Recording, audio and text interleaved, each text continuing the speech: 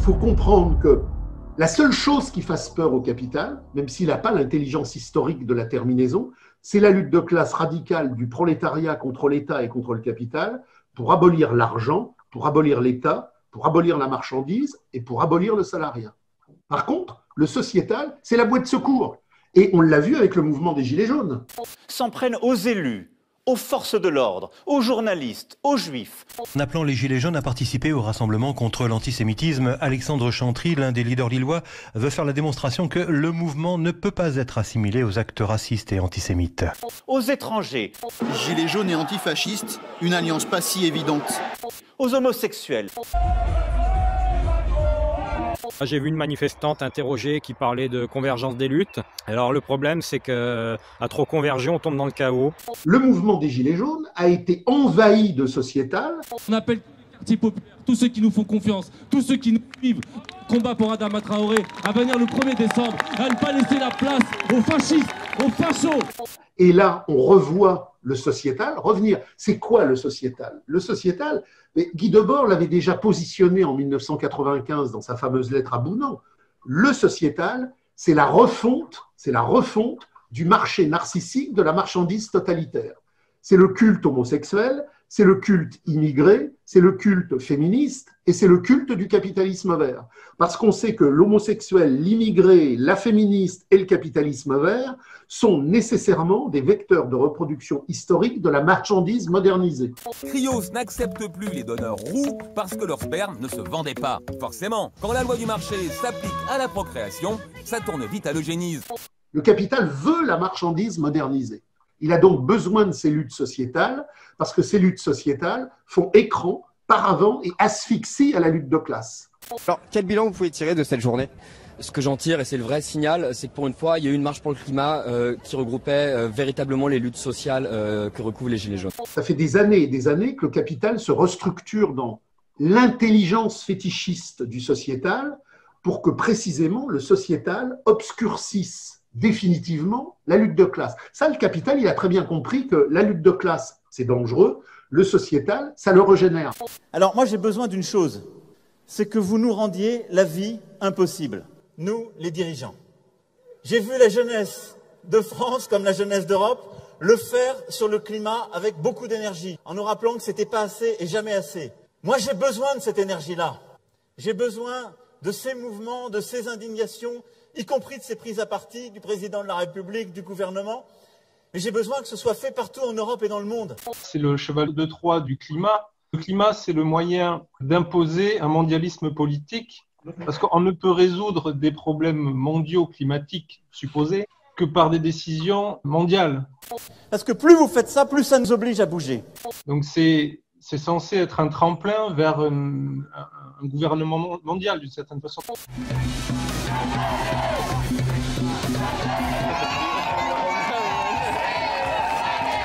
Paris, après la place du Châtelet en début de semaine, quelques dizaines d'activistes écolos du mouvement Extinction Rébellion ont bloqué hier de grands axes de circulation, notamment la rue de Rivoli. La maire, Anne Hidalgo, a déclaré qu'elle soutenait les actions de ce type dès lors qu'elles sont non violentes. Moi j'ai une question sur ce mouvement-là. Nous on était avec Putsch le 23 juillet dernier devant l'Assemblée nationale. Il a été voté le volet arbitrage du CETA. Oui. Il y avait 100 agriculteurs, les amis. Donc où étaient ces gens? Moi, mon espoir, c'est que les gens prennent conscience de ce qui se passe et qu'on ne peut plus rester sans rien faire. Que pour moi, ce serait complètement irresponsable de se dire le changement climatique, c'est bon, on a le temps. Non, parce qu'on ne l'a plus le temps, justement. Où étaient ces gens? Je leur demande simplement, moi je veux bien qu'on aille fumer des clopes et être sur se vautrer dans la paille pendant 4 jours. Malgré l'ambiance festive, les manifestants sont déterminés.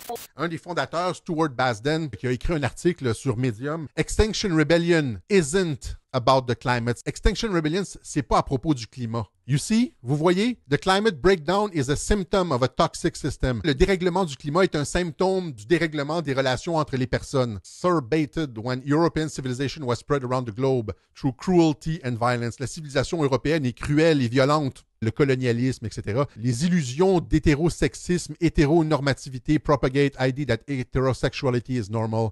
Il s'en prend à l'hétérosexualité. L'hétéronormativité, c'est que Lucien Cerise a appelé en France le code source de l'humanité, la distinction homme-femme, parent-enfant. Alors, il s'attaque à ça, vous voyez, c'est beaucoup plus loin, ça va beaucoup plus loin que le climat.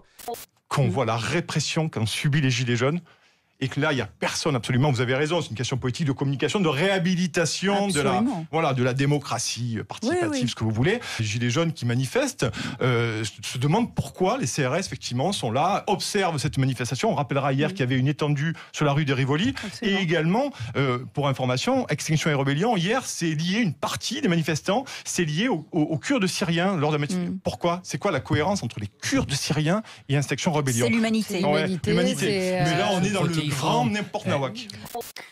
Dans le focus d'aujourd'hui, nous vous emmenons dans les campagnes françaises, des campagnes qui connaissent un taux de suicide dévastateur chez ces agriculteurs. C'est même la deuxième cause de décès dans cette profession. Les raisons de cette épidémie discrète sont multiples. Trop souvent, le désespoir provient de l'insécurité financière, des dettes, de la pression constante de travailler toujours plus dur pour des salaires de misère. Nos reporters Julie Dungeloff et Claire Pacalin sont allés recueillir leurs témoignages. Voici leur reportage. Les agriculteurs, finalement, c'est un genre de gilet jaune permanent. Ça fait des années qu'ils ont exactement la même problématique, c'est-à-dire que ce sont des gens qui travaillent énormément et qui ne remettent même pas en cause le nombre d'heures de travail. Ils aiment leur travail la plupart du temps. C'est simplement qu'ils n'en vivent pas dignement. Je pense qu'il a laissé sur son mot d'ailleurs. On va partir. J'essaie de retrouver les mots, mais quand le désespoir est supérieur à l'espoir. Waouh. Je crois que ça veut tout dire, quoi. Et là se repose la question finalement du système, c'est-à-dire que on peut pas en fait, je pense que le soutien des Français aux agriculteurs, il participe de manière générale d'un enracinement finalement même culturel des Français. C'est le fameux pays, paysage, paysan. C'est eux qui ont dessiné la France et c'est un métier qui est extrêmement tout le monde comprend. Ça renvoie à des choses qui ont fait la France pendant des années et des années. On se balade en voiture ou en train à travers la France, c'est eux qui ont dessiné ce pays. Donc il y a un attachement qui est profond, enraciné, même charnel, à ce métier de l'agriculture. Il faut savoir que demain, en fait, si ça continue comme ça, on n'aura plus de paysans. Et il n'y a pas de pays sans paysans, en fait. Sinon, on va faire que manger des produits qui seront importés de l'étranger, comme de la viande, ce qui a été signé dans les accords du CETA. Il aimait le métier, il aimait les vaches, il aimait sa liberté. Il y a le fait aussi de créer une matière première, le lait, de nourrir la population aussi derrière. C'est quand même un sentiment de... On est content quoi, de faire ça, je pense. Après, les vaches m'ont tué. Donc, c'est tout. Il y a 2 ans, le frère de Marie, Jean-Pierre, s'est tiré une balle en plein cœur, dans la propriété laitière familiale.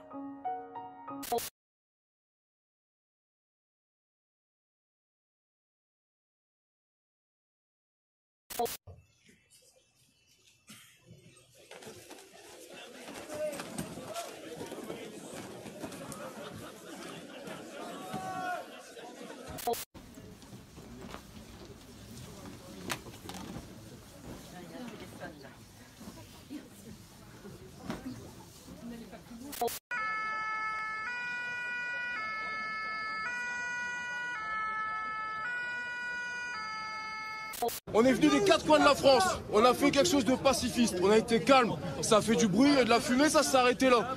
Et là, on nous demande d'évacuer, très bien, on est des bons garçons, on veut regagner nos bus, on nous interdit de les regagner, on nous gage, on nous met des coups, on nous insulte. Il y a un moment, il faut arrêter. Il y a un moment, il faut arrêter. Eux, ils subissent, et j'en suis parfaitement conscient, nous, on subit les urgences. Aujourd'hui, dans la fonction publique, n'importe quelle fonction, tout le monde subit. Tout le monde. On est tous à bout.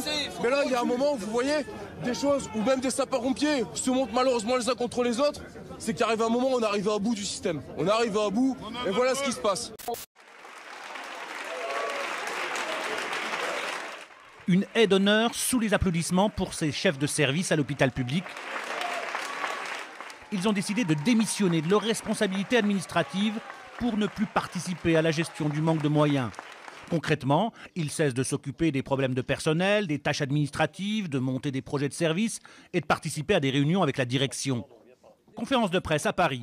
Et ces témoignages, pleins d'émotions, de médecins devenus comptables de fait, notamment en ce qui concerne la gestion des lits disponibles à l'hôpital. Ce gars-là est en train de sciemment de détruire la sécurité sociale. Quand vous supprimez les cotisations sociales, j'ai entendu le maire dire on va venir à bout des cotisations sociales, je vais les baisser, il s'en vante.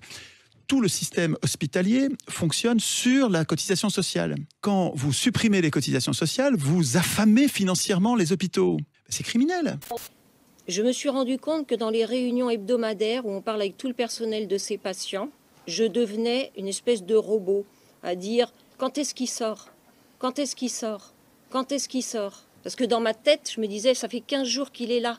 Il occupe la chambre. Je ne vais pas pouvoir faire du séjour. Et c'est les jeunes, les infirmières qui me regardent. Et maintenant, je sais que quand on commence à me regarder comme ça, c'est que je suis plus éthique. Et je me ressaisis et d'ailleurs, je leur dis, oubliez jamais pourquoi les patients sont là. Rappelez-moi cette réalité. Des hôpitaux publics devenus pas assez attractifs, notamment au niveau des salaires. Résultat, une pénurie dangereuse concernant le personnel infirmier. Dans beaucoup d'établissements, il y a une grande souffrance au travail.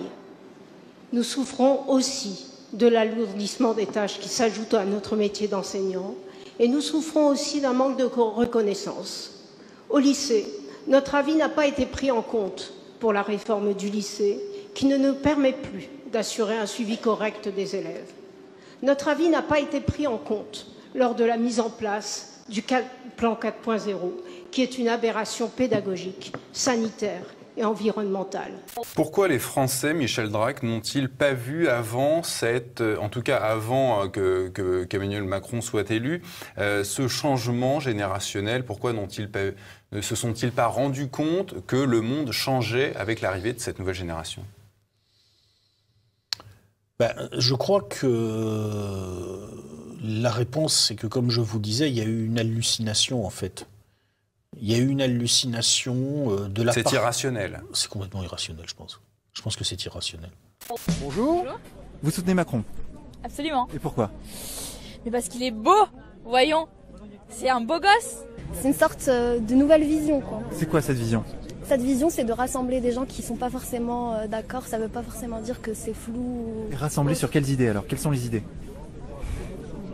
Quelles sont les idées, je dirais, de nous? On n'a pas toutes les infos. En politique, on essaye de ne pas aller vers les explications psychiatriques parce que c'est toujours la porte de sortie facile pour ne pas considérer les données objectives. Mais quand on voit un pays où 30% des gens seulement sont prêts à remettre en cause le fonctionnement de la zone euro et où 80% des gens jugent légitimes des revendications qui ne sont pas susceptibles d'être satisfaites dans le cadre de la zone euro, ça veut dire que statistiquement, si vous voulez, il y a une personne sur deux qui est schizophrène, quoi. Ça doit peut-être vous interroger, messieurs les responsables syndicaux. Merci à vous trois d'être présents ce soir. Yves Verrier, secrétaire général de FO, merci d'être venu. Bonjour, bonsoir. bonsoir. Bonsoir. Philippe Martinez, secrétaire général de la CGT. Bonsoir. Et François Omril, président confédéral de la CFE-CGC. Bonsoir. Vous savez que Laurent Berger, là, qui est à la CFDT, en fait, il est le président de la Confédération européenne des syndicats. Il est à la tête de la CES. Donc vous savez qu'elle est financée par la Commission européenne quand même. C'est quand même incroyable. C'est vraiment... Ah mais ça, on ne sait pas tout ça, enfin on sait. Ah bah je vais vous envoyer les liens sur Internet. Vous tapez Laurent Berger, vous verrez, il est à la tête de la CES. Donc tous ces syndicats, c'est le cas de la CGT, CFDT, FO, UNSA et CFTC. Comment, semaine après semaine, manifestation après manifestation, et même si on n'a pas à Mediapart la culture du chiffre, une petite décrue quand même dans la rue, comment on fait pour croire et aussi continuer à donner l'espoir à ceux qui font grève que ça peut durer, quoi. Ces cinq-là sont membres de la Confédération européenne des syndicats. Donc ils touchent des subsides de la Commission européenne, et pour demander à leurs dirigeants de faire comprendre aux troupes la nécessité des réformes indispensables. Ouais, enfin la réforme indispensable, ouais, enfin plutôt nuisible, quoi. C'est pas du tout indispensable, c'est un C'est un scandale absolu, cette histoire.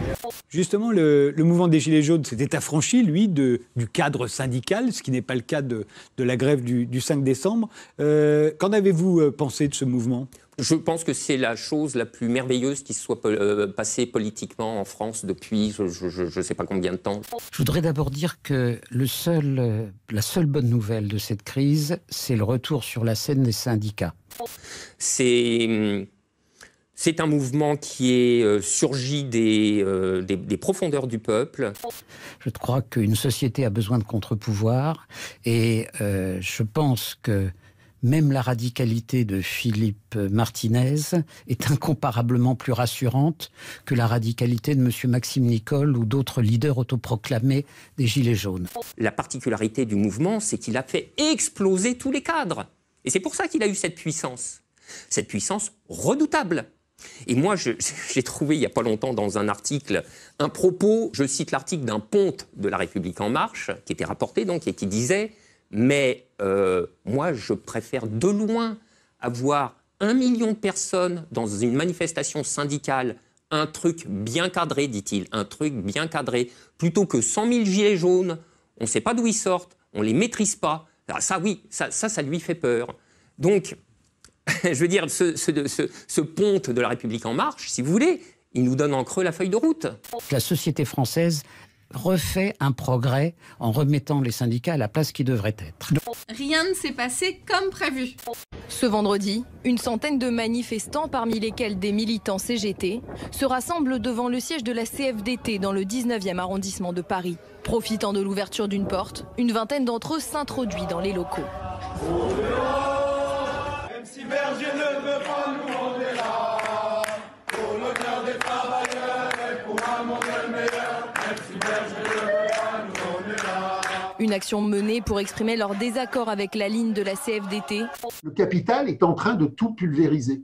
Et cette pulvérisation, elle est pour une part quantitative, mais elle est aussi pour une part qualitative. C'est donc pas simplement, comme on le voit souvent dans des discussions syndicales creuses, du beefsteak qui est en cause.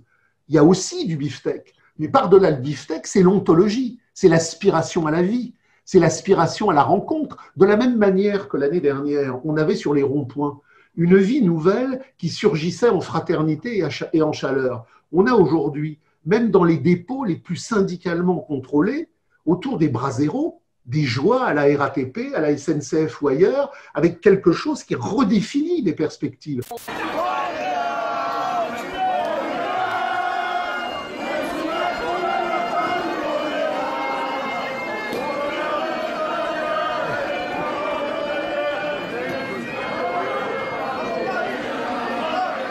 Et c'est d'ailleurs pour ça que le mouvement dialectique de préparation de la grève du 5 décembre, qui est un mouroir syndical pour tuer la lutte, il a déjà eu des débordements avant même le 5 décembre, avec la colère de base du Technicentre de Châtillon. Coladose, la SNCF est en ébullition. Le climat social, on peut le lire, se dégrade franchement, alors que c'est une nouvelle journée de perturbation sur l'axe atlantique. D'où vient cet embrasement ? Dans l'immédiat, aujourd'hui, ça vient d'une grève sans préavis de 200 agents d'un centre de maintenance de Châtillon. Donc, il faut bien comprendre qu'il est en train de se passer quelque chose de profondément dangereux pour le capital. Il est en train de se passer quelque chose dans le rapport social et dans la reproduction du rapport social qui pose la perspective historique concrète de l'indocilité, de l'insubordonnable, de l'incontrôlable. Et on n'a jamais vu autant les chaînes d'information continuent faire la promotion du syndicalisme responsable en nous faisant croire que c'était une grève syndicale alors que les syndicats ont enclenché la grève parce qu'il y avait un tel mécontentement qu'ils étaient obligés de l'enclencher. Félicitations aux syndicats. Ça fait plusieurs semaines que je prône une gilet jaunisation du mouvement, d'arrêter cette forme institutionnelle qui est de grève, piquet de grève, assemblée générale et d'aller là où on ne les attend pas. Et je vois que ça prend la mayonnaise. Ça le prend beaucoup en province. On voit des syndicalistes aller dans les centres commerciaux, aller sur des péages. Et à Paris, ça manquait. Donc on voit aujourd'hui, il y a BlackRock aussi, où on a été à BlackRock. Ils ont été à la CFDT. C'est marquant, on fait parler d'eux. C'est non violent. Ça n'a pas de manifestation, ça embête personne, à part le personnel de la CFDT. Moi, je dis, bravo les gars, continuez là-dessus. Il y a une rage à la base qui fait qu'un nouveau dessin est en train de se mettre en perspective dans le rapport social historique concret de la crise telle qu'elle existe aujourd'hui entre les Gilets jaunes qui n'ont pas dit leur dernier mot et le mouvement des salariés du public qui sont en train de prononcer leurs premières paroles. Donc, quelque chose de très dangereux est en train de se dessiner pour le capital. C'est en ça que 2020 sera décisif. Au sein de la CFDT, la base ne semble plus sur la même ligne que les autres cadres du syndicat. Thomas Chupin. Ça fait 10 ans que Kevin distribue des tracts CFDT dans le supermarché Carrefour où il travaille, mais ce week-end, il en a vu un nouveau arriver. 64 ans, c'est non. La CFDT a obtenu le retrait de l'âge pivot Victoire. Victoire, non. Pas Victoire. Victoire, c'est retrait. Kevin s'est imaginé tracter avec ce document. Honnêtement, je vais me le faire prendre dans la figure. Là, depuis une quinzaine de jours, c'est tous les jours. Qu'est-ce que fout la CFDT? Et aujourd'hui, il n'assume plus les positions de son syndicat. J'ai prévenu plusieurs de mes collègues que je rendais mon mandat. Je n'arrive plus ni à comprendre ce qui se passe en haut. Et surtout, c'est plus du tout ce pourquoi j'ai adhéré. Comment voulez-vous que nous vous croyions quand vous dites que vous allez tenir compte de notre avis? Vous ne nous écoutez pas parce que vous pensez que nous avons des choses intéressantes à vous dire. Vous nous écoutez parce que nous sommes dans la rue et que vous avez peur de la rue.